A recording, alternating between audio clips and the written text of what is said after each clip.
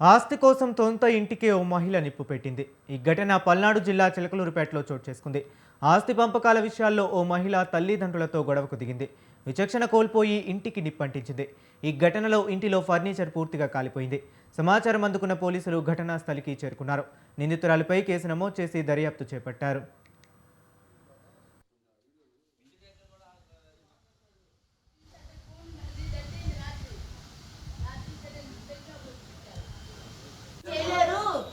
ఎంతమంది చెప్పుకున్నా చేయలేరని బెదిరిస్తుంది.